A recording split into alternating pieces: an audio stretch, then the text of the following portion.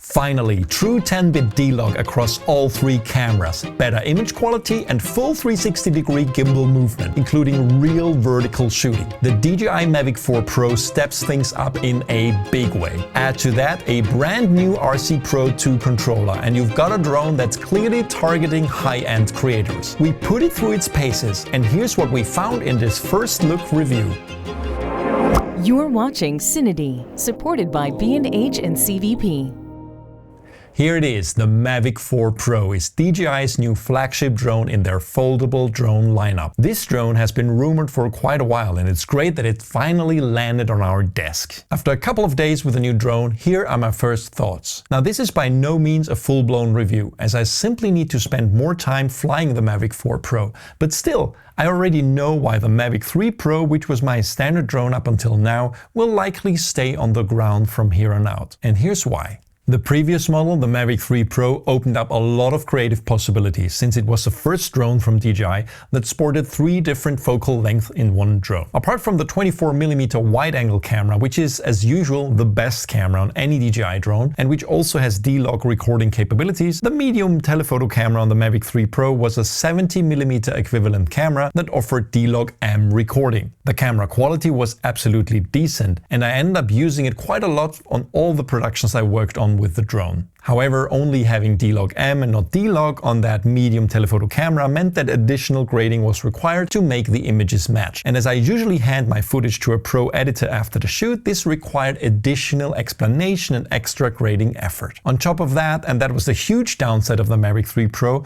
the long telephoto lens, a 168mm equivalent, offered no D-Log or D-Log M picture profile at all, which rendered it almost unusable for any professional work. While sometimes that super long focal length would be amazing for close-ups of buildings or people from far away, giving amazing opportunities for parallax movements, relying only on a contrasty picture profile, standard picture profile really, and relatively low image quality made it more of a gimmick rather than an actually usable professional camera. But it was a sign of things to come. And with the Mavic 4 Pro, DJI delivered. All 3 cameras on the new drone are now capable of shooting D-Log, D-Log M, HLG and standard picture profiles. Settings are also not separate anymore. If you set D-Log in the drone while using one of the cameras, these settings will also be used for the other cameras when you switch, just like it should be. DJI has also greatly increased the picture quality of the cameras. The main camera has now a 28mm equivalent field of view, which is unfortunately a little less wide than the 24mm we had before. But the lens still offers a variable aperture from f2 to f11, meaning it's a stop faster than before. It's still a 4x3 CMOS sensor, again branded Hasselblad, but now it offers 100 megapixels of resolution. Of course, that's not so relevant for us filmmakers, but still amazing for photographers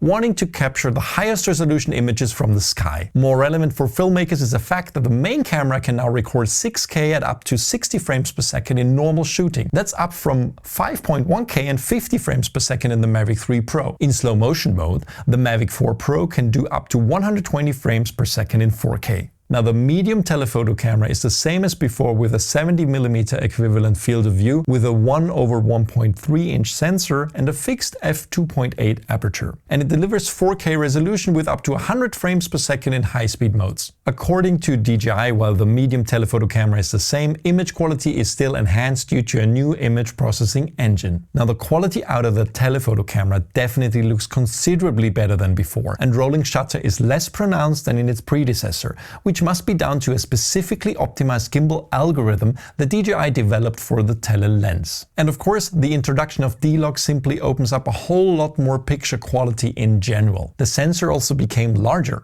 It's now a 1/1.5 inch sensor with a fixed f2.8 aperture that delivers 4K at up to 100 frames per second in slow motion modes. The larger sensor and faster aperture of that telephoto lens have an immediate effect on picture quality. While the long telephoto lens on the Mavic 3 Pro always seemed like an afterthought that's really only good for spotting things on the ground but not really recording, it has now become a tele camera that can be used for production shots, of course partly thanks to the introduction of D-Log. One of the most apparent changes in the design of the Mavic 4 Pro is the round gimbal holding all 3 cameras, and there is a good reason for that. This is the first DJI drone that that offers full 360-degree rotation in the gimbal for insane-looking Dutch angles. It's basically a look we have only known from FPV drones that are capable of doing full rotations, and now it's built right into the gimbal, without having to do any of those rotations with the drone itself. Now, of course, this opens up some great creative opportunities. I played with the mode a little bit, and it makes for some really interesting and disorienting angles for your productions. We all know how hard it is to achieve a nice Dutch angle shot with a normal camera from a tripod,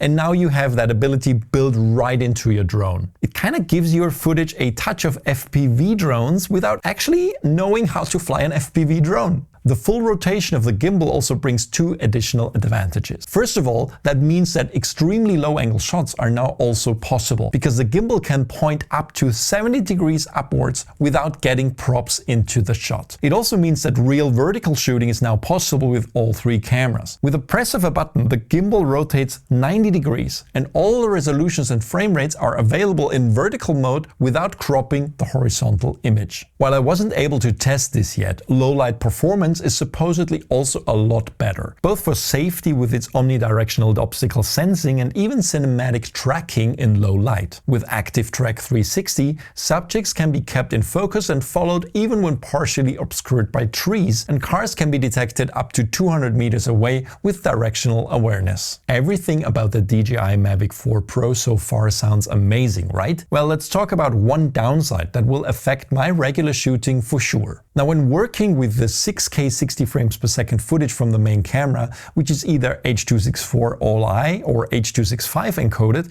I was severely struggling. Only Adobe Premiere and Handbrake seemed to be able to read it, and converting it took many hours on a fully spec'd out MacBook Pro M2 Max that usually cuts through any kind of footage in an instant. I'm not sure whether we need codec updates for QuickTime here to support this frame rate and resolution from the Mavic 4 Pro in NLEs, but something is a little bit off here. When dropping the conversion resolution to 4K 60, transcoding became at least 4 times as fast. And this also leads me to one of the biggest downsides of the Mavic 4 Pro, the lack of ProRes recording options. My trusted Mavic 3 Pro CineD comes with a built-in 1TB SSD, which enables it to record basically all flavors of ProRes except ProRes RAW in all resolutions. ProRes is versatile and can be processed in any NLE without a hitch, and I don't know why there isn't a CineD version of the Mavic 4 Pro.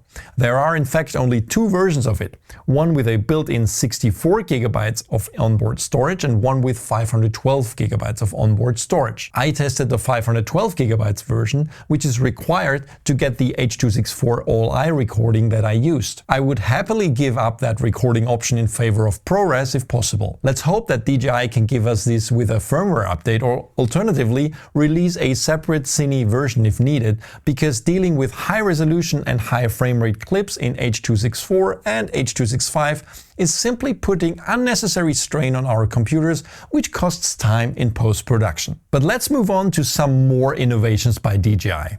They have redesigned the remote controller too. The DJI RC Pro 2 is a big step up from the RC Pro. It's now a large 7-inch mini LED display with up to 2000 nits that gives you a really great look at what you're shooting, and you basically simply lift the display to uncover the sticks and other buttons underneath. This collapsible design is really neat and intuitive, eliminating the need to fiddle around with attaching the joysticks every time you unpack the controller. When you rotate the screen by 90 degrees, it will also turn the gimbal on the drone, and then you can natively shoot vertical video. The RC Pro 2 has a built-in mic and can directly connect to a DJI Mic 2 also to record audio. So I'm on the medium telephoto lens now, and it's actively tracking me while walking. I'm not operating this new remote manually. It's not that the 43 minutes flight time of the Mavic 3 Pro wasn't enough, but the new 95 watt-hour batteries allow you to fly up to 51 minutes with one go with the Mavic 4 Pro. And the O4 Plus transmission system has an even longer range 10-bit HDR image transmission of up to 30 kilometers. But it's not the range that is really needed here. It's the increased reliability, with disconnections